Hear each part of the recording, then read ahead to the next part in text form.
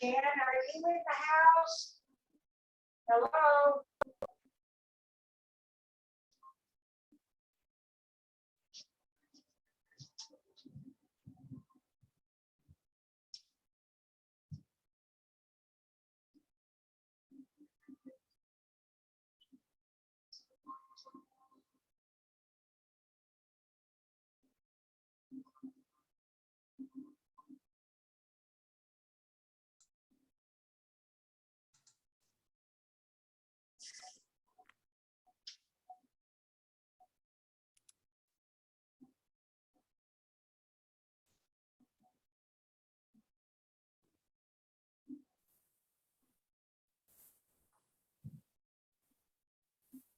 Hi, Hi, Jamie. Debbie. How are you? Good. How are you? Gosh, Debbie, your job seems to be like crazy all the time. It's like that school board, I just didn't realize like how much chaos and drama sometimes you had to deal with.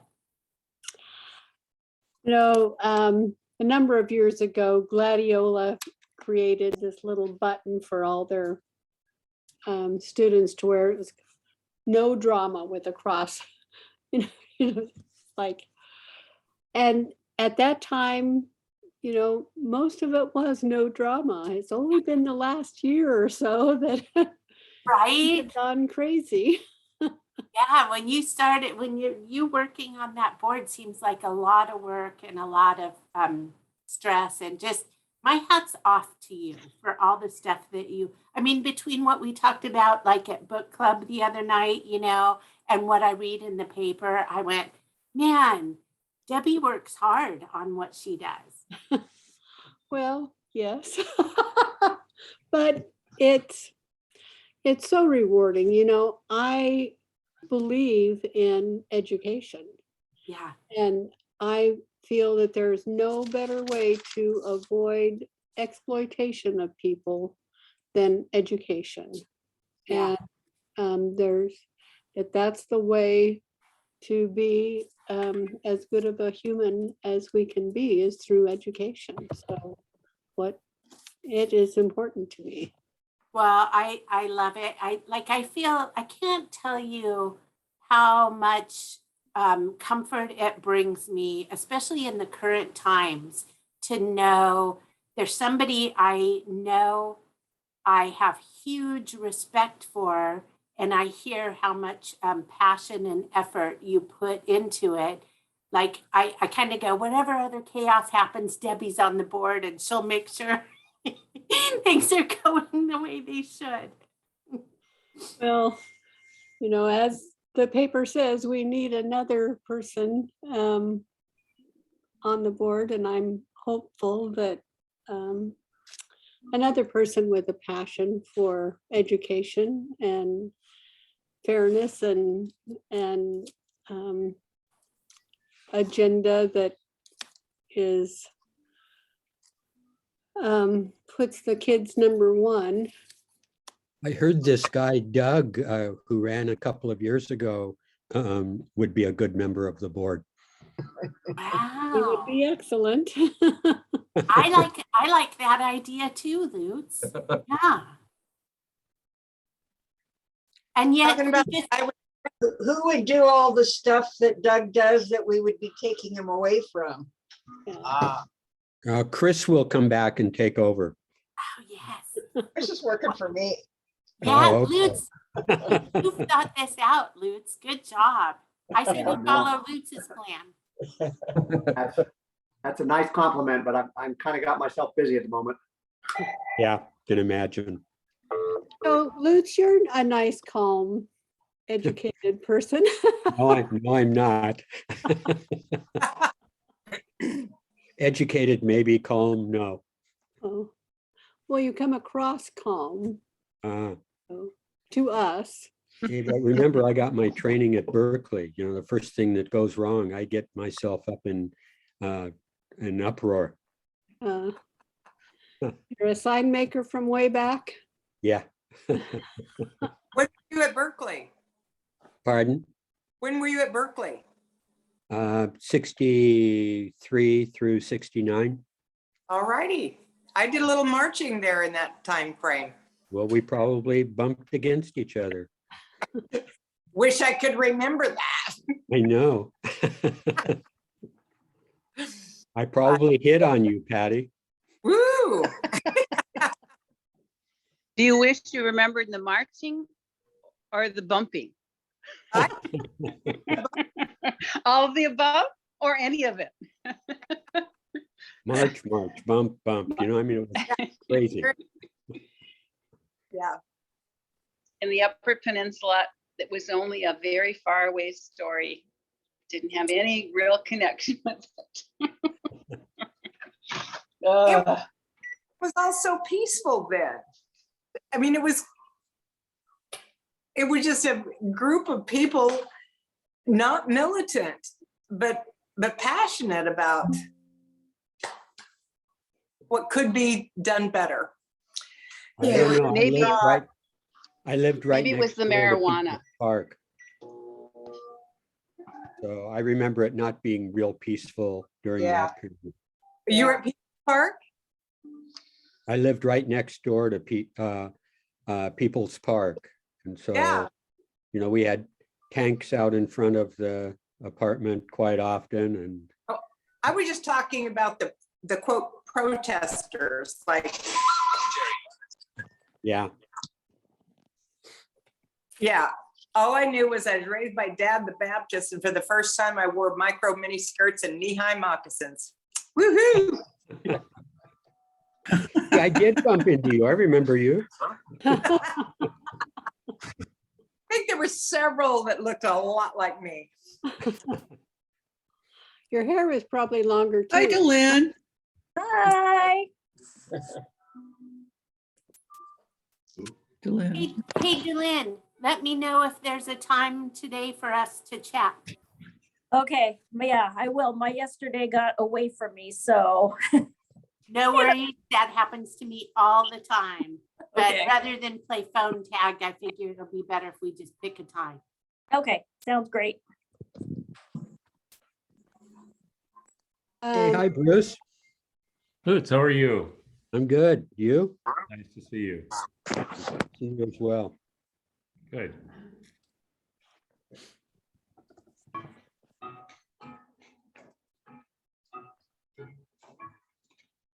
So Delynn, any update on potential RILA candidates?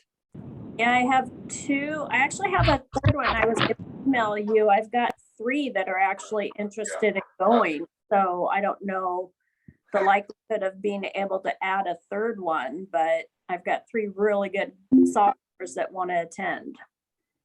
Well, you know, if we get three applicants and three, you know, solid people, we could probably come up with money and space for the third. But let's get all three applications in hand. Okay. Yeah, they were It feeling, could be sophomores and juniors this year too. okay.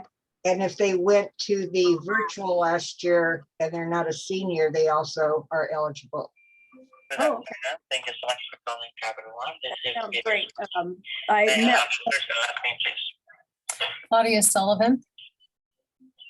Thank you so much, ma'am. How can I help you today? You know, I have not received my new card. The one that I have currently is expires on. Okay. Good morning, everybody. Welcome to our Rotary Club for February 10th. And I've got another member that's going to be joining us very, very quickly and waiting for Bonnie to come join me. But in the meantime, we'll get going here. And Pledge, would you like us to start us off with the Pledge of Allegiance, please?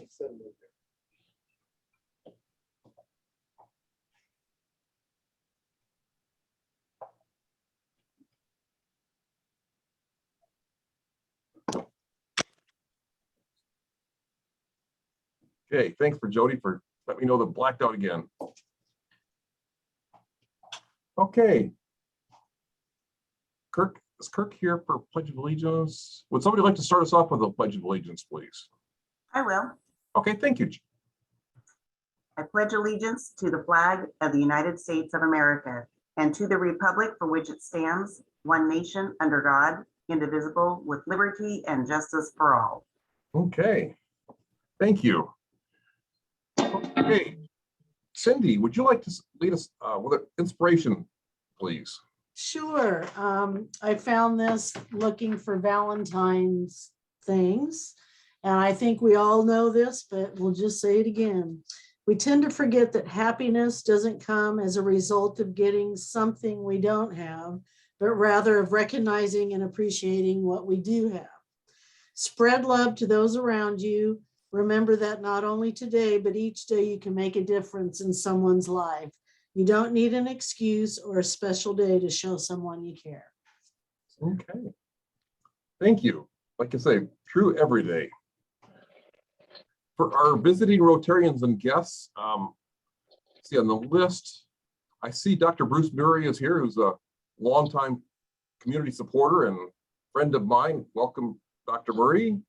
Any other guests would like to be, or visiting Rotarians?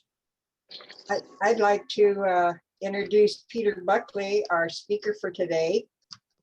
Okay. Look forward to his message in just a few minutes. Okay.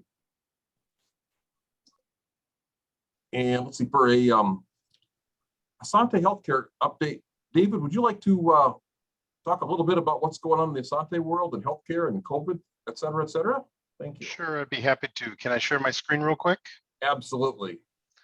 Okay, so can everyone see that? Yes. Perfect. I love it when technology works. Good afternoon, and thank you for having me here. I want to talk just a little bit about where we're at in terms of COVID and what we're seeing. So this is been the COVID journey in terms of testing and positivity rates. And this goes back to March of last year, and you can see the Delta wave that we had here, and you can see the Omicron wave. And this is as of this last Sunday. So the orange bars are the total number of tests we've done. And as if you know, if you've driven by the hospital, by the movie theater in particular, you can see sometimes the COVID collection site and the cars wrapped around the block. That has subsided, and you can see that the overall amount of tests that we're doing, both here and in Jackson County, have been dropping somewhat. You can also see that the positivity rate of those tests have also been dropping recently. So that's really good news. We're very excited to see this. And you can see that the blue bars, which is the total number of positive tests, are also dropping. So we're hoping that this is a peak. The interesting thing is that it dovetails very nicely with the OHSU forecast. And the OHSU forecast, this is from last Friday. They'll put one out every Friday. On Friday, they said we'd hit the peak on the 6th, which is pretty close to what we saw, and that the peak number of hospitalized people across the state of Oregon would be 1,169 people. Since Asante takes care of roughly 10% of the people in Oregon, we would have expected to see somewhere around 110, 112 people in our hospital. During the Delta wave, our counties were disproportionately hit. And while the rest of the state saw about 1,200 people hospitalized, we had over 200 of those people in Asante hospitals. But for the Omicron wave, it looks like this is bearing out, and we're seeing kind of a sharp drop kind of back down to, this is June of this year. It's kind of hard to see. This is kind of what we had. These are all the various forecasts that they've made since Delta. And you can see a few times we were pretty nervous because they were predicting over 2,000 people hospitalized And fortunately, that did not bear out, because if that would have borne out and we had the same ratio of people that we had during Delta, we would have had over 400 people in our hospitals, and we were overwhelmed with Delta, and we've been struggling during Omicron. So fortunately, this black line is where we actually came through at, and you can see the red is a little bit wider. This is the current projected course. It's a little bit wider. We would prefer a little bit faster drop back down to the baseline, but we're excited that this looks like we're at a peak. One of the things that you've heard a lot of, I'm sure, is that people aren't as sick with Omicron. And there's some truth to that. We are seeing that. This is a unique graph that we got from OHSU, and they've been looking at things. And when you were admitted to the hospital and you had COVID, pretty much you were admitted for the COVID, and that's the gray boxes here. The little bit of orange here is people that were admitted and say they were going to give birth, or they were in a car accident and we tested them when they came in and they happened to have COVID. So you can see with Omicron, the difference here. We have about 50% of the people have been admitted for COVID. COVID's still a serious disease.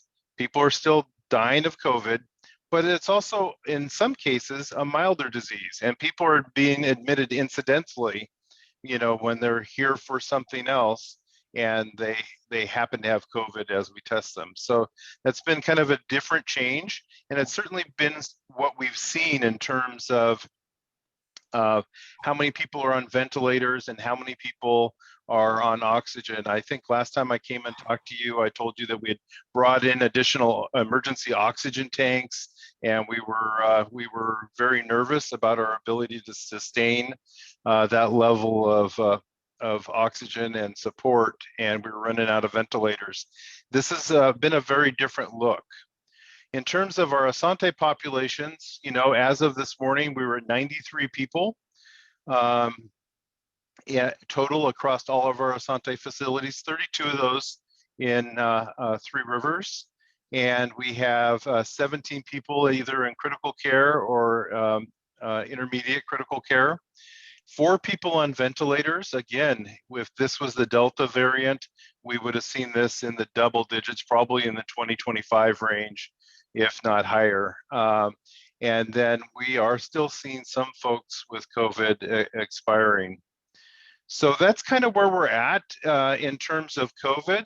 And COVID's had a lot of other implications for Asante and all health systems across the United States. You know, we're having a lot of staffing challenges. There are a lot of people that when Omicron hit, they just said, okay, I can't do this again. And, you know, your group and other groups have been amazing in showing love and support to our healthcare workers and our healthcare team. And that's so critical because this has been very much a challenge. Our hospitals are completely filled both in the region and across the state with COVID patients, but also with other people. A lot of people either with delayed care or just happen to be sick and needing care at this time. So this morning we had 22 people in our emergency room waiting for beds upstairs, and it was it's a challenge. We are working diligently to make sure everybody gets the care that they need, but it is an uphill battle. Additionally, we're running into the same supply chain challenges that everybody else is, and making sure that we have adequate supplies of all different types to feed, protect, and care for our patients and our staff. Any questions? I know that was a fast run through. Well, thank you very much for that, David. Sarah McLaughlin's got a question in the chat. Is there a resource to view county COVID deaths by month as opposed to over the entire period of COVID? You know, I don't know. I haven't been out to the county site recently. That's probably where I'd start. I'd start at the public health site and see if they had that resource. Okay. Any other questions? You know, you alluded to this, and when provided a video that I put in the newsletter this week. And he's doing a wellness course through Yale University. And you talked about the impact that this has had on the staff at the hospital. And one of the things, of course, I think in addition to taking care of the staff is taking care of each other. And in this short video, I'll give you just a hint of what it's about. It's basically encouraging us as people to contact a person that's made a difference in our life, make a phone call to that person, and to maybe it's a mentor, maybe it's a friend, that's an impact. And I was thinking over the next week, if you take a look at that video and then post next week in the video a chat of what the impact was for you and also maybe for the other person on this phone call. And I've got to tell you a quick story about this. Happened to me a few years ago. I called a teacher, a high school teacher of mine, and just talked about what an impact he had on my life. And he was very surprised. He lives on Sugar Island, Michigan. And about the impact he had a positive way on me. And at the end of the call, he says, okay, what are you looking for from me right now? And I says, I'm really not.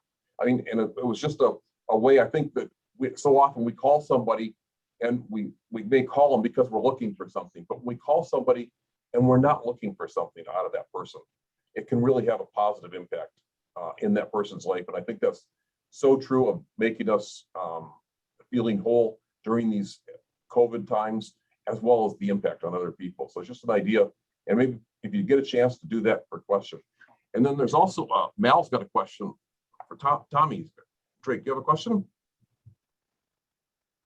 Welcome. Yeah, I do. Thank you very much. Those charts that were shown today were extremely encouraging to me. And if you look at the numbers, or I didn't see the numbers actually, but the shape of the curve, it seems to be approaching a very, very low number this coming June. Is it possible we could be at a point where we have herd immunity at that point or soon after? You know, I'm not an infectious disease person, but we are calling this, you know, the involuntary vaccine in many ways. COVID is this particular variant is so virulent. It is spreading everywhere, and lots of people have gotten it, and it seems to be providing some natural immunity, and the studies coming out are showing more and more value to that natural immunity. So we're very hopeful that this is a good thing, and we are going to achieve some sort of stasis on these waves, because we have, you know, to your point, achieved some sort of herd immunity. Thank you very much. Sarah's got a comment about that the website for the county only lists the entire deaths over COVID. We could contact or you might contact the health department for information on that as far as the statistics about month by month. I don't know any other way other than that. David, do you have any other more thoughts, because it's not on the website? No, you know, I wonder if, you know, contacting Michael Weber or out there, you know, the challenge is the numbers I list are only inside of Asante, and Asante has quite a few, but we do not have all of the deaths, or for that matter, certainly all of the COVID tests or all of the COVID illnesses. So we're just, we're a significant piece, but we're not the entire piece. Okay. Thank you. Any other questions?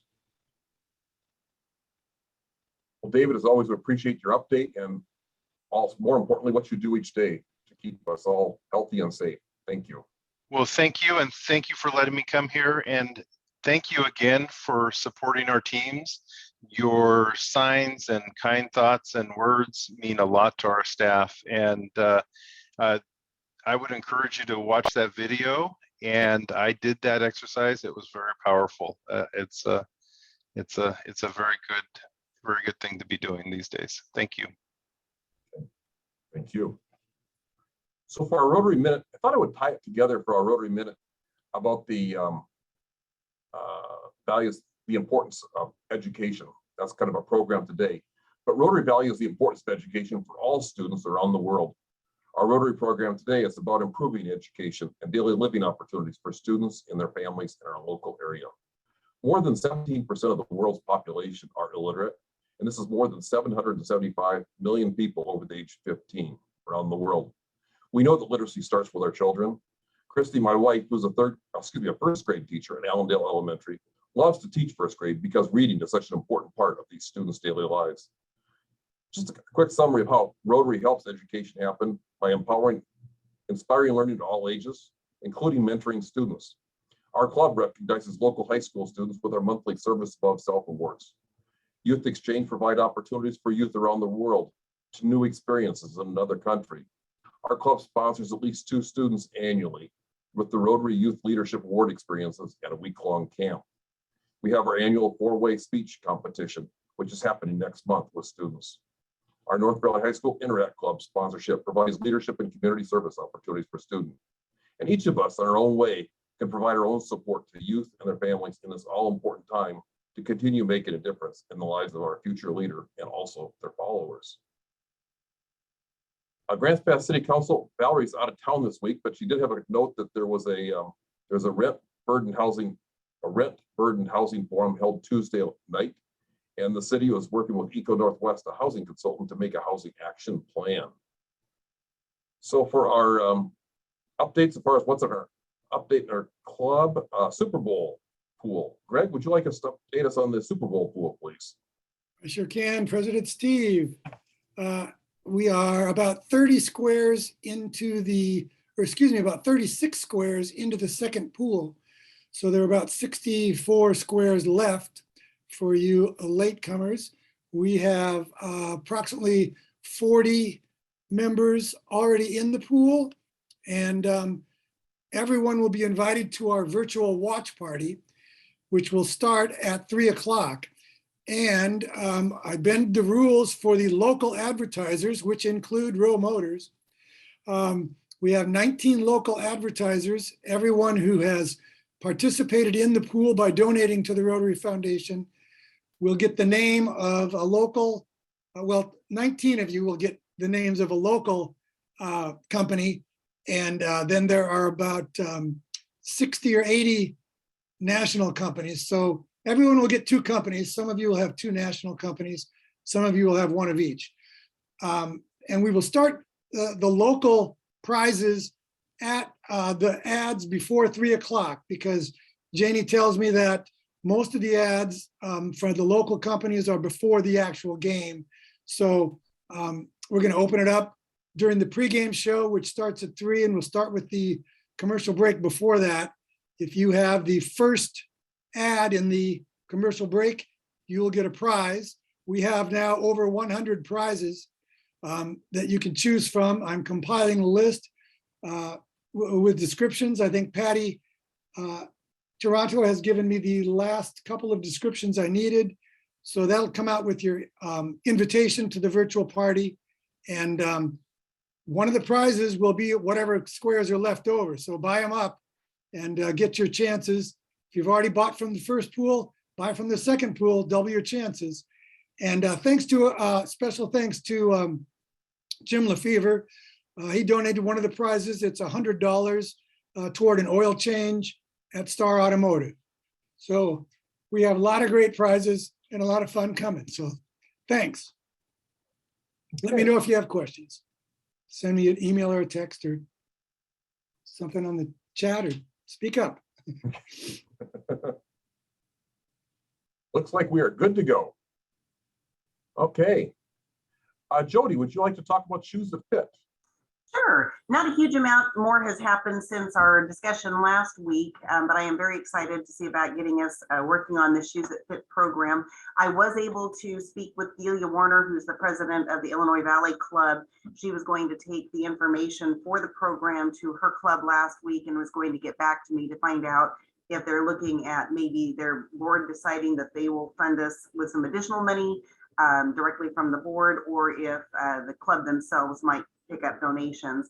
I don't want it to go a real long time because I'd like to get the shoes into these kids. So I'll let a little bit of time go by before we do. But again, if you wanted to make a donation, the shoes are $30 a pair. Based on what we had from our grant and what the club itself put in, we were able to do 33 pair. And so anything above that, we'll be able to just help give more and more kids at the Evergreen Elementary School in Cave Junction shoes. And I know that we've got a podiatrist that is going to be coming and helping with the shoe fitting. And so that should be something that should also be an extra special benefit for these kids in case they have special shoe needs, or, you know, we may not be able to give them the shoes from this program, but at least their parents will know what their special shoe needs will be. So I'm very excited about that as well. So anyway, exciting news should be coming up. Hopefully we'll be able to get that going sometime in March, and I'd like to kind of get it somewhere around spring break, but we'll just have to see how all the things fall into place. Okay, thank you so much, Jody. Appreciate what you're doing there. As far as in the Navigator this week, the COVID test kits, there's an order form if you want to order COVID test kits, and I just got a shipping notice on ours at home that they're supposed to be there. The 4 test kits are supposed to arrive this Saturday. So hopefully we won't have a need for those, but anyway, they'll be on board. Also in the Navigator is the Vocational Service Award nomination. Dawn Welch provided that. And if you have a person in March, we're going to be awarding Vocational Service Award to a non-Rotarian that makes a difference in the community, in the lives of others. And so if you have any ideas for nomination, there's a nomination form in the Navigator, e-Navigator this week. And Bonnie is down here. Whoop, Kaber's got a question. I just want to say I ordered my COVID tests on the first day that they were available to order, and I received mine on Monday. Okay. So they're on the way, or here already. Great.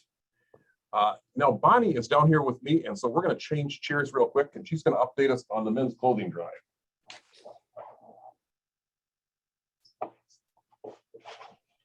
Okay. Hi, everybody. I had to stop by here because I was delivering the roses from the Humane Society fundraiser. That's also in your Navigator, and it's really cute. I should have saved one, but my last delivery was right here, which is what, and I was going to be late to the meeting or stop by and bother Steve, which is what I chose to do. But there's this pretty rose and a little thing of water and a note and some little treats like Hershey Kisses or whatever in the bag. And it's just so well packaged, and it's delivered, and it's $10. So it's really hard to beat. So if you need to do a little something for somebody, I think they're still taking orders through today. Yes. Through today. Okay, so remember that. And the clothing drive is going really well. I got into town yesterday, and John Schiavone, yes, did I say that right? Met me with a truckload this morning of clothing, which I'm really happy to have. I'm going to sort through it. And then when I got here at Rowe Motors, there's a box ready to go. And my husband sent some stuff. So that's well underway too, which is great. And Patrice at the food bank's really excited that this is happening. And she's going to meet me, and we're going to take it all where it needs to go in Wolf Creek. So remember, it's men's clothes, and it's in the Navigator, the link. And if you have any questions, you can email me or text me. Okay. Thank you. Okay, thank you. Thank you for what you're making that happen, Bonnie. Let's see. Looks like we're ready for our weekly program. Peter Buckley, who's no stranger to our club. He's presented here before and is going to update us on Southern Oregon success. It's an important part. I think things have changed a lot since the last time he made a presentation at our club. The needs have changed in our community, at least I believe, and we're going to find out more about that now. So Peter, would you like to present your program of Southern Oregon success, please? Sure. Thank you, Steve. Appreciate it. So thanks for having me back again. I think most of you know at least a little bit about Southern Oregon Success. We're a collaboration of all levels of education, healthcare, mental health care, human services, public safety, and workforce development in Jackson and Josephine counties. And basically this collaboration, and you remember Debbie Amin was started the group that started this whole effort moving forward. This collaboration is focused on helping children and families. And that's our entire intent. And the way that the work has evolved has been fascinating in the past several years. All Care and Jackson Care Connect were instrumental in bringing ACE Interface, which is a group of consultants that work all over the country, helping community collaborations like ours and other organizations implement trauma-informed practices. And trauma-informed just means you're informed, you understand what the impact is of trauma on development and the outcomes that we see, particularly through the Adverse Childhood Experiences Study, the ACEs study, on what the outcomes are according to health outcomes, behavioral health outcomes, and social outcomes based on what we experience while we're growing up. So what we've done with Southern Success is since 2016, we have put out presentations, and many of you have been to one of our presentations. We've done over 450 of them now. We do presentations about this information, about how our brain and nervous system develops, how we pass down traits one generation to the next generation through the expression of our DNA, and how trauma impacts that development. Trauma impacts the development, the characteristics that we have based on what we experienced, and trauma also influences the next generations. Historical trauma exists. So the trauma experienced by any oppressed population, the Native American population, the Black American population, slavery, the Jewish population in Europe during World War II, any oppressed, traumatized population, the impact of that trauma does show up in the subsequent generations, the health outcomes, behavior outcomes that are experienced. So we combine that information with the information about the ACEs study, which is the most important public health study ever done according to the Center for Disease Control and Prevention, which basically just shows that connection between adversity and the outcomes that we see in health, behavioral health, and social outcomes. The last part of our presentation focuses on resilience, because the science of resilience is very robust as well, the science of why. Why does one person face adversity and really struggle, and another person face the same kind of adversity and go on to have a great life? What is that? What's that dynamic there?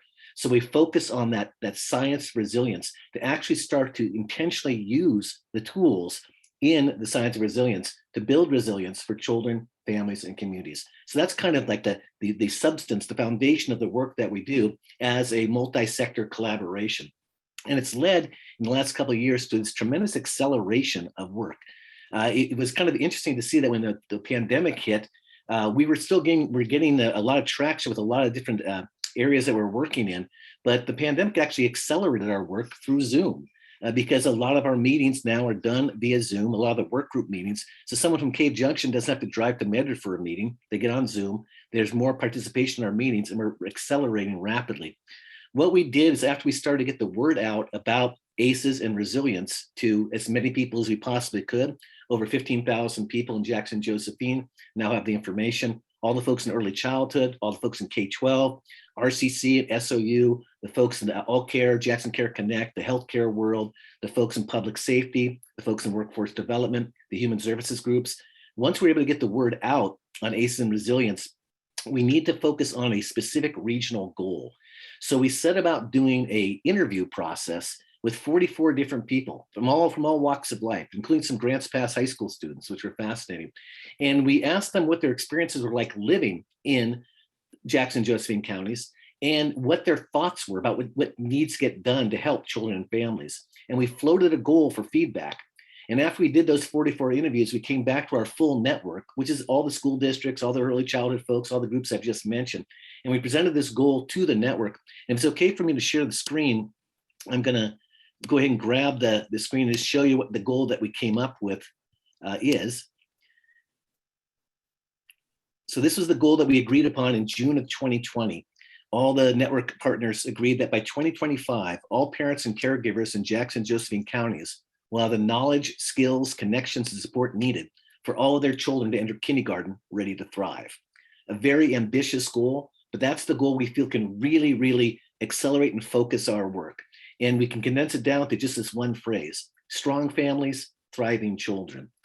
So working from that goal, we've developed this wide variety of work groups, because once we had that goal set, the conversation went to, okay, what do we have to do to go from where we are now to where we want to go to reach that goal? So we developed a preschool K-12 alignment work group that does summits 3 times a year to align early childhood with K-12. a family capacity for resilience work group, which is really focused on how do we help families, how do we support families, both in getting the information about parenting, but also the resources that families need.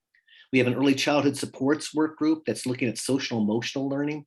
And what is our network of social emotional learning in our region? What do we have to offer to families, to teachers, to early childhood providers, to people in healthcare? What's our social emotional learning network like? We're working with All Care and Jackson Care Connect now on their requirement to have a program for social emotional learning for children under 5 developed over the next 2 years. So it's amazing to me that healthcare and education are coming in the same direction in terms of this need to face this crisis we're seeing in self-regulation with our kids and really talk about how we're going to address it in a very comprehensive way. We have a human-centered equitable services work group, which is focused on expanding school-based health centers to every school in Jackson and Josephine County. Siskiyou Community Health is doing great work. They have a plan to have school-based health centers in every school in Josephine County. They're adding school-based health centers at South and North middle schools this year. We have our Southern Oregon Family Advisory Council, a group of parents from Jackson and Josephine that meet once a month to help us keep on track. We vet the work from the different work groups with the advisory council, get their advice on how we should move forward. We're doing a pilot with an organization called Up Together, which basically just organizes families onto a platform where they set goals for themselves and provide a small amount of finance. It's like $100 a month to help them reach their goals and actually put them together too, to connect them together so they can leverage their own resources to help each other meet goals.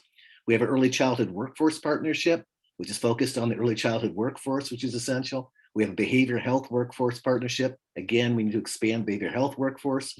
Our youth development work group meets once a month. These are all the human service groups that work with children age 6 all the way up to age 24. How do we align our services? How do we leverage our services together to reach more children with more support?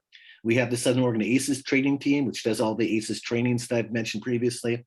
We work with our Southern Oregon Legislative Caucus. We meet on an ongoing basis to try to make sure we can have bipartisan support for projects that actually help Southern Oregon. The caucus is instrumental in coming together to get funding for a wellness center in Rogue River in the last year. Also some funding for the Kid Time facility in Medford. So we really see that helping our children and families is a bipartisan issue. We can bring people together around our children and families. Our design team is a small group of people that helps with the strategies for the whole network. And the network as a whole meets 2 or 3 times a year to decide how we're doing, report back to each other and align our strategies. The work that we do, the Strengthening Families Protective Factors frames our work. And these protective factors have been developed as a nationwide program, and it's result-based. It shows that if we focus on these 5 protective factors, we will have success in strengthening families so our children can thrive. And these are the 5 factors that we focus on with all those different work groups I just went over. Parental resilience, social connections, which is why Rotary is so important. All the resilience literature shows that the more healthy social connections you have, the more resilient you are. So that's true on an individual basis. Doesn't matter what age you are, 3 years old or 93 years old. The more healthy social connections you have, the more resilient you are. And for a community, the more healthy social connections we have in our community, the more resilient our community is. So Rotary is vital. All the groups that enhance positive social connections are vital to our community. Knowledge of parenting and child development. We're working with a group in Coos and Curry County. We've developed a guide called Help That Helps. It's a really simple guide. If you remember, those of you who have had kids, when you first brought the baby home from the hospital, you always say, boy, I wish this came with a manual. So what we've developed is the manual. It's a short, family-friendly manual that simply says, this is how your child grows up. This is how their brain develops. This is how behavior develops. These are our characteristics develop. And here are ways that you can actually help parent your child in a way that gives your child that sense that they're safe, that they're important, that they matter, and that they can build that foundation of confidence to go on and thrive. So we're working hard. We have 2,000 copies of that. All Care funded a printing of it. They're going out the door to folks throughout the Jackson Josephine. Our goal is to get that booklet in the hand of every parent, particularly new parents and expecting parents over the next few years. Concrete support in times of need just means, are we making sure that our families have basic things like housing, food, access to healthcare, access to transportation. So a great focus on that. And then the social emotional competence of children. And that goes back to that social emotional learning network that I talked about, working with education, but also healthcare together. So these are the folks on the design team. They're kind of strategy movers for the network. Nancy McKinnis from Jackson Care Cadet, William North from Rogue Community Health, Renee Brandon from the Early Learning Hub, John King from Southern Oregon University, and Todd Bloomquist from the Grants Pass School District. And again, as I mentioned, we do these network meetings 2 or 3 times a year. The last network meeting we had was with former Governor Kitzhaber, came and did a presentation on a white paper that he's written on behalf of a roundtable. It's called the Executive Roundtable for Health and Education. And they have proposed what they call a child success delivery system. And they believe Southern Oregon, because of the work that we've been doing for the past number of years, we're well positioned to be the pilot for the state, to be a system that works, again, across all sectors, from preconception, with a intense focus from preconception up to age 5, but also past age 5, because the next generation of parents are also important. So that child success delivery system, that idea is, how could we make this happen? How can we ensure that all of our children have a calm and nurturing in utero experience? They're all welcomed and wanted by a safe and emotionally stable adult. They have at least one adult to attach to who can be relied on, someone who's predictable, constant, warm, and loving. They have their basic needs met. They feel safe and loved throughout childhood. They're protected from violence and racism, are consoled when bad things happen. So that's the direction Southern Oregon Success is going in right now, is this idea of a child success delivery system. And it's our plan to work for the next 10 months, from March through December, to create the blueprint of what does that mean? What does that mean for early childhood? What does it mean for K-12? What does it mean for higher education? What does it mean for our hospital systems? What does it mean for the CCOs? What does it mean for individual providers in the healthcare system, our mental health providers? What does it mean for the human service groups? What does it mean for public safety? What does it mean for workforce development? How do we blend this together to the point where we will be successful in making sure every child has the opportunity to thrive? So I know I talk fast, but I'm excited about the work that we're doing. And I greatly appreciate the tremendous collaboration, tremendous partnerships that exist in Jackson and Josephine counties to move this work forward. And I'd love to answer any questions. There's some, Pat has a question in the chat about boot camp for new dads. Yeah, that's a boot camp for new dads is a great program. So what we're trying to do with the social emotional learning network is actually track all this and map all this, working with All Care and Jackson Care Connect, so we can see what are all the programs for dads, what are all the programs for moms, what are all the programs for grandparents who are raising children, what are all the programs for someone who's teaching in a classroom in a preschool, what are all the programs for someone who is working in a small business but needs to learn how to deal with customers in a more productive way? What are all the things that we can do to enhance social emotional learning? And at the risk of being just a preacher on this, the self-regulation skills that are foundational to resilience. How do we increase self-regulation skills, not only for our children who are struggling with it, but for ourselves too? Because if adults can have strong self-regulation skills, and self-regulation has been defined as the ability to experience an emotion and then decide how you want to respond to it. That's a definition of self-regulation. The better we are at that self-regulation skill, the better we can model and teach our children. And we have a whole workshop on this that we offer for free. All our workshops are free for all schools and any organization. But the research we've done on this shows not only is self-regulation foundational to individual resilience, family resilience, community resilience, particularly with the world we live in and the type of emergencies that we sometimes have to face, but self-regulation has been, ability to learn those skills has been reduced for our children. Our children have the highest diagnosed percentages of depression, anxiety of any generation since they started doing the analysis of this back in 1939. And part of it is because we've removed the foundational ways that children learn self-regulation. Movement is a primary way to learn self-regulation, and our kids aren't playing outside the same way they used to before. Red Rover, let Molly come over. If your name's Molly, you don't come over, right? So that's the one way that you learn self-regulation. Our kids don't get those opportunities. And on a really foundational basis, our kids need our faces. Babies need our faces. So the first way that a child starts to learn self-regulation is in her mom's arms or her dad's arms. They watch our faces constantly, and they watch us react. They watch us experience something and come back, experience something and come back. But if we put a screen in front of our face, the kids don't get our face. Or if we put a screen in front of the baby's face, the baby doesn't get our face. We need to be able to give our kids our faces so they can start to learn those self-regulation skills. We need to get our kids outside, get them to play, get them to move so they can start to learn self-regulation skills. And we need to focus on self-regulation as, again, that foundational part of resilience for children, but for us as well. And I'll start preaching on, I'll stop preaching right now because I'm sure there might be questions to go through. There's also one from Tommy. Are they addressing children of two parents with high ACEs scores, training those adults? Absolutely. Yeah, there's some remarkable work happening, and we're really, we have a strong partnership with the Oregon Department of Human Services. And it's really great to be able to report.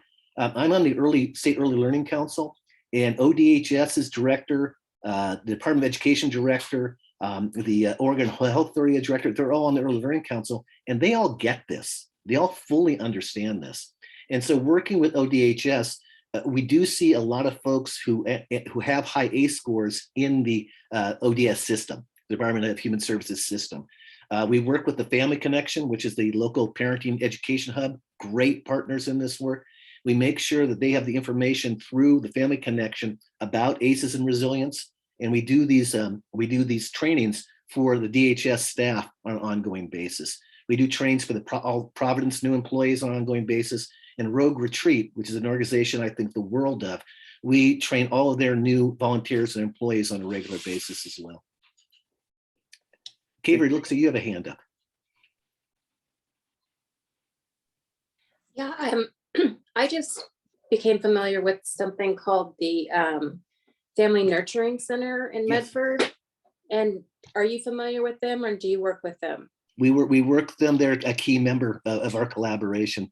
And they do tremendous work. They've really got that idea of those strengthening families, protective factors I mentioned. Those are part of the Family Nurturing Center's work as well. They focus on each one of those protective factors. And I don't know if they presented to you recently, but they're working on multi-generational housing opportunities where we can get all generations in, and a child care center at that facility. Those ideas. These ideas that we can actually do this in a way that addresses the needs of seniors not to be socially isolated, but also address the needs of children, have quality, safe childcare, and have that multi-generational way to make those healthy social connections together. Family Nurturing Centers, they're a great organization. We're lucky to have them. Jamie.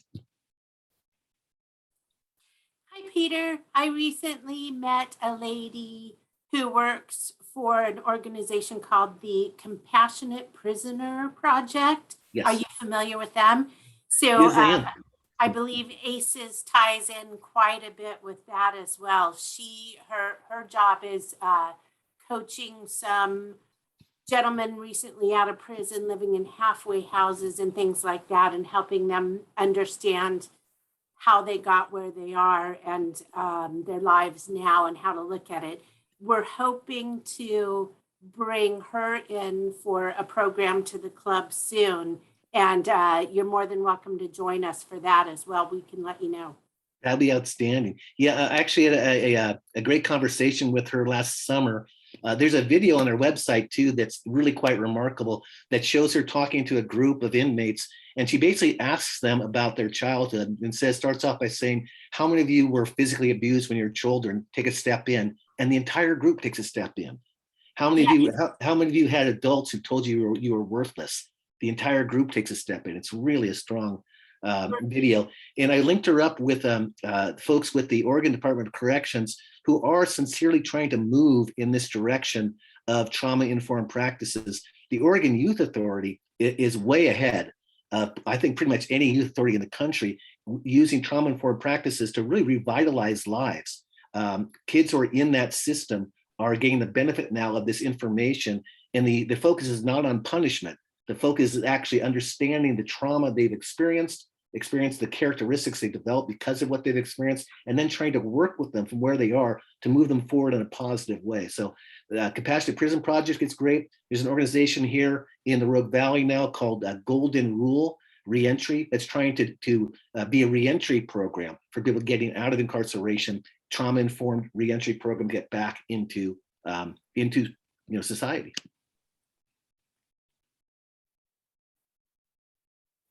So for those of you who haven't taken an ACEs training, we do an open training every month on Zoom.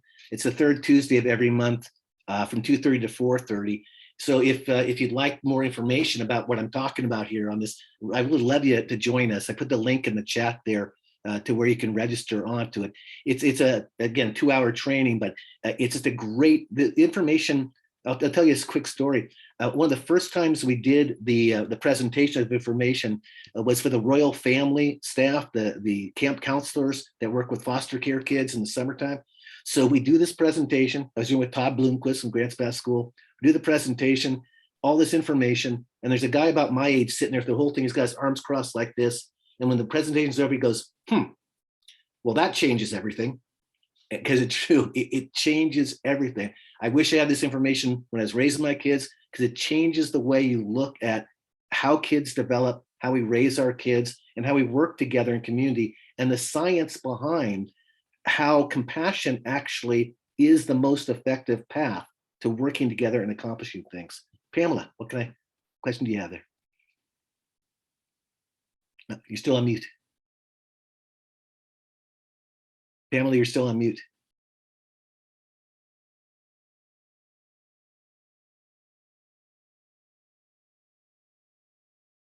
Got it. I'm sorry. This isn't a question. Most people probably don't know that Steve Rowe has been extremely instrumental at the youth prison. And they had a program called Cross the Line. It was a similar type of thing.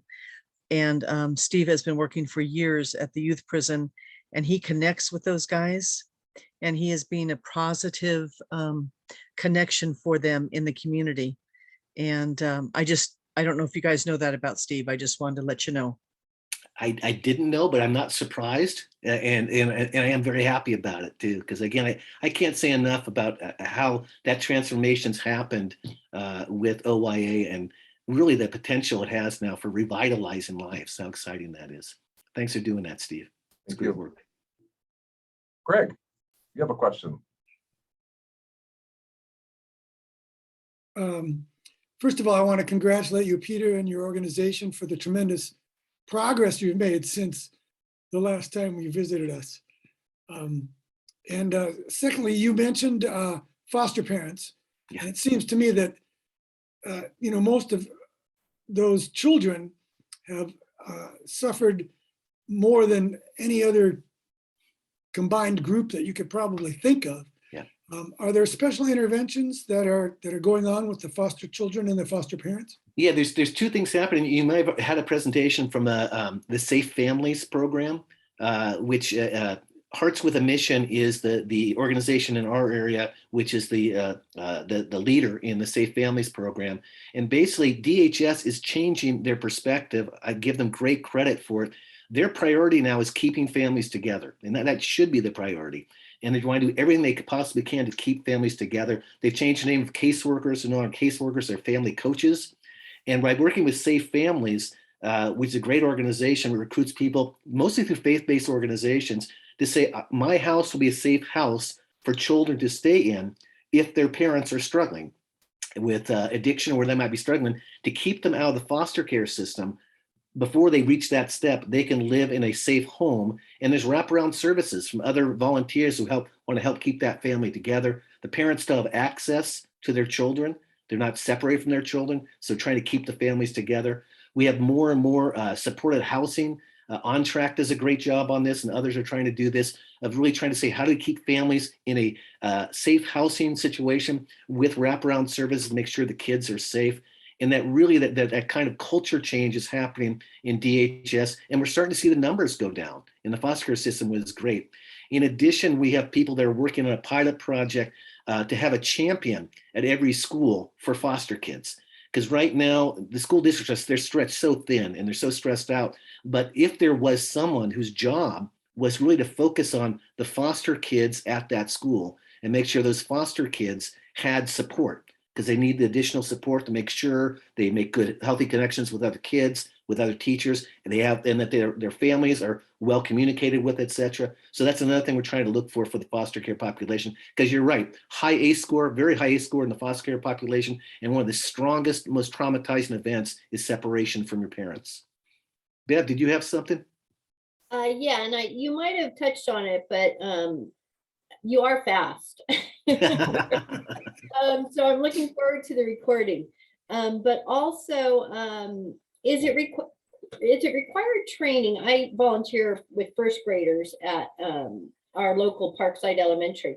And is it required training for the teachers to take the ACEs? And then my second part of the question is, do the teachers, if they see something that might be able to connect with you guys for resources, do they have a path of connection for a child?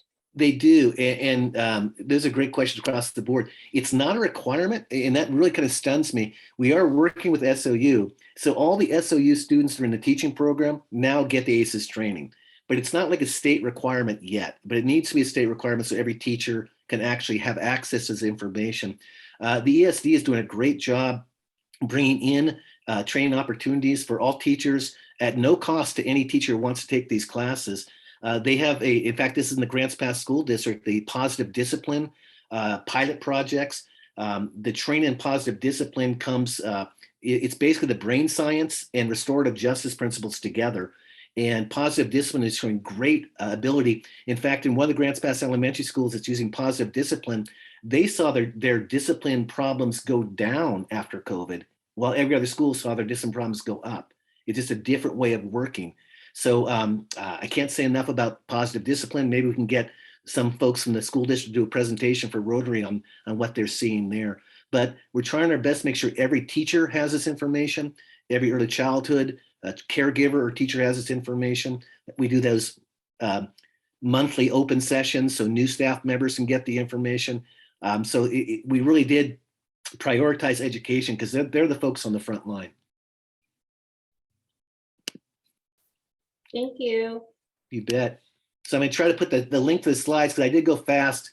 I always do. But I'm going to put the link to the slides in case anybody wants to have the slides on their computer to go through the information more slowly.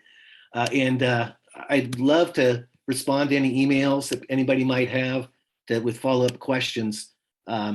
This work is again, accelerating very quickly. And hopefully with this frame of the Child Success Delivery System, we're going to be able to bring in additional resources, additional participation as well. So I appreciate you letting me take some time and speak very quickly at you. I'll put my email in the chat too. Okay. Thank you very much, Peter. And what you do, one of the things when I was doing the poverty simulations prior to COVID, the thing you always found out is that there were so many times that different organizations, nonprofit organizations, they don't know what each other are doing. And Southern Oregon Success really does that job of bringing people together, education. And also, a quick story about Walk the Line at OYA. And I remember doing it a few years ago. And in addition to the youth that are doing the Walk the Line, and they talk about, well, if you had this divorce in your family, divorce your parents, please step forward. And you see how these people walk the line. But they also included the staff that were in there with the youth. And it was really transformational for the youth to see, these people that are quote unquote guarding them or providing them services also were going through the same struggles that they were growing up. And the power of resilience of being able to rise above that, it gave them hope for themselves that, what, this is not the way I have had in the past, doesn't mean this way I'm going in the future. It's such an important part. So thank you for what you're doing, because I think as we heard today about COVID, I'm not going to say we're exiting, but we're definitely entering a new, hopefully a new time of some healing that goes on from COVID, but the needs are going to be greater than ever. And I hear the stories from Christy, a first grade teacher, my wife, and as well as other teachers, about the struggles that are going on. ACEs in themselves, that might be another factor of living through COVID, would be ACEs. That's happened there, another significant thing. So thank you again. Appreciate all that you're doing. My pleasure. Thanks. Okay, thank you. Okay. You know, Women's Crisis Support Team also has a fundraiser. Cindy, would you like to talk a few minutes about the women's, if you have an opportunity to? I saw that in the chat. If you'd like to, you're welcome. Sure. We are partnering with a new business called Little Miss Mary's Bakery. It's on the corner of 7th and H Street. So if you haven't had a chance to check that out, but for Valentine's Day, you have to make your thing today for an 8-inch Death by Chocolate cheesecake. A donation of $50, half goes to us, half goes to the bakery, so they get their full price. And I deliver to your Valentine or your business on Monday. So it's been very successful, and I've really found bringing people together, this really brings people together, and it's awesome. And on another note, I've been contacted by the food bank to distribute those clothes that everyone's getting collecting. So I've been going up there now. This will be my 5th time. And it's really nice helping people in the community that need help. So I can just tell you, it's very rewarding. Thank you. If people want to participate in your fundraiser, how would they do so? For the chocolate? Go to my website, www.wcstjoco.org. Okay, thank you. All right. Okay. Well, let's see. For birthdays this week, Pat Bath is February 8th. Charlene Jernick is actually today. John Jones is February 13th, and Jody celebrates 25 years with our Rotary Club this year. So congratulations to everyone. Thank you for that. That is awesome. So James, would you like to take it away for our Sergeant at Arms, please? I certainly will, Steve, and hi, everybody. And it's wonderful to see everybody, albeit virtually today. And I'm just wondering if there's anybody out there that has any happy bucks to help support our fantastic Rogue Gateway Rotary. I'll look at my list. I see Lutz Kramer has a hand. Yeah, James, you know, some days you wake up and being a parent is happier than other days. And this morning was a very happy morning for me. I've got $20 for each of my kids. Jeremy let me know that he managed to score a ticket for the Super Bowl without having to mortgage his house or sell my grandson. And so when you're watching the Super Bowl, watch for Jeremy. Those of you that know him, with his, he's still got his kind of curly white hair. But also for my daughter, Jennifer, she has a great interview with Kevin Carroll on his program that's called More Than. It's a 25-minute interview about her Hope Fence in Portland, which I think I've mentioned once or twice before. But I'm going to put a link to it in the into the chat for something uplifting and fun to share. You know, please take a look at it. So $20 for each of them. Wow. Thanks, Lutz. Incredible. Hey, Debbie Amin, I see a hand from you. Oh man, I got the mute button the first time. Yay. Except then I shut my video off. Okay. Well, anyway, I have $30 and some of it is for Peter Buckley and the work that he does. Worked with him for a long time, and we are so lucky in our community that he has decided to continue serving our state in many ways, including his great leadership across the Southern Oregon region. So yay for Peter. I also have part of this Happy Bucks. I've been reading about health and wellness thanks to Wynn and his recommendation to get on the Duke Qualmetrics program. That's been quite interesting, that process. And one of the two tips I learned this week. The first one is about blueberries and a third of a cup of blueberries and the difference it can make. And it's not an apple a day that keeps the doctor away. I think it's blueberries every day keeps the brain from going away. I'm not sure, but anyway, it really does impact the brain. The other little phrase was, sitting is the new smoking. And so James, part of those $30 go to you because you have been demonstrating and modeling for us exactly what we all need to be doing, getting up and walking around. So if No, you're sitting someplace, walk around for the rest of this meeting. Thank I'm you. glad. Thank you, Debbie. I'm glad you didn't show me as an example of, smoking, but yeah, moving is much better. Yes, indeed. I have a message from Caver's iPad, so I guess they have a happy buck. Hi there.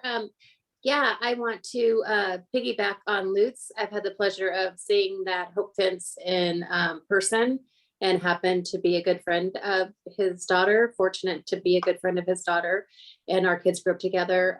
It is really inspirational. It's brought a lot of community to, Northeast Portland that has had, a lot of adversity and things like that over the past couple of years. And she's just remarkable. She's always out there. So I'd like to add $20 to that, and also $10 for our presenter today.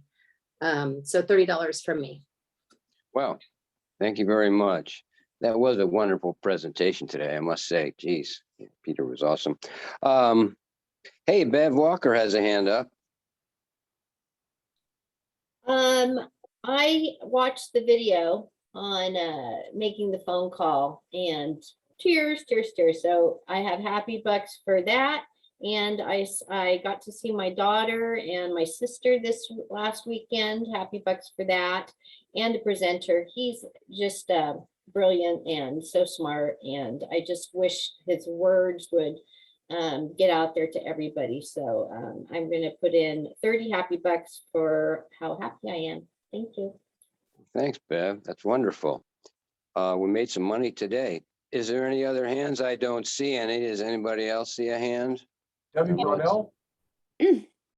Well, you probably, if you are a reader of the Courier, you probably noticed that there's an opening on the school board, Grants Pass School Board. Applications can be obtained on the website. And also, there is an opening on the Budget Committee. And that is a much less intense volunteer position, but still very needed. And so if you have any inclination, please apply. The next month, we plan on hiring a new superintendent. So anyone applying for the board position will have immediate responsibilities. Thank you. Wow. Thanks, Debbie. Hey, Park has a hand up, I think. I do. Well, I'm Kellenberg. so impressed. Bonnie got me to donate some clothes, and as a reminder to everybody, especially the men, find a few pairs of pants or shirts that you don't love or need anymore. And for the ladies in the room, encourage, if there's a man encourage them to do something, and let's see if we can't help some people. But I think it's a good program, so I'm going to donate 25 happy bucks. Thank you very much, Parker. That's fantastic. And yeah, get some clothes over there for people who need them. Anybody else? I don't see anybody. I'll take one. Okay. I'll do 30 happy bucks. I took Hope up their dog up to Newport, Oregon this weekend on Saturday, and she passed her therapy dog evaluation. So I was really happy with that. And it was interesting. I was talking to the evaluator, and they just opened it up from pet partners to therapy dog. And she says, usually on 7 out of 7 teams, a dog and a handler that participate, usually 5 will pass and 2 will fail. And she says, and it happened at my time too, that 5 failed and only 2 passed. And she checked with pet partners, and they just said, so many times the people, the handlers, as well as their dogs, are just not being able to be out in public as much. And so the dogs and the handlers are not exposed to these new situations, which is really important for us in these times of getting together. So but I'm really happy that don't quite have a place to go yet because some of the places like Oregon Youth Authority, the hospital haven't been opened up yet, but at least I know that part has been taken to replace the ones that I've lost in recent years. Fantastic. Way to go, Hope. Well, if that is everybody, Steve, I'll throw it back to you. Okay. Well, thank you very much, James. And our Absolutely. thought for the week is, in a world that is changing as rapidly as this one, we need to think differently about leadership. Leading is not done by those few in high places, but by parents and teachers and managers and those governing, all working together to create the world that we want. Susan Collins.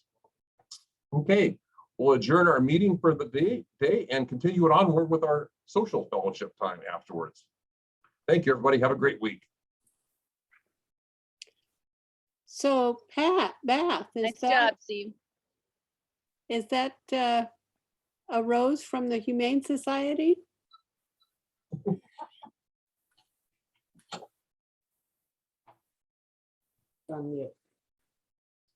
You're muted, Pat. You're muted.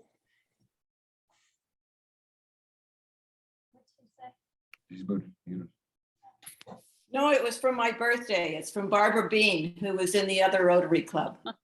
Oh, great. Sweet. So I came in here to stand up and walk for. Yay, good for you.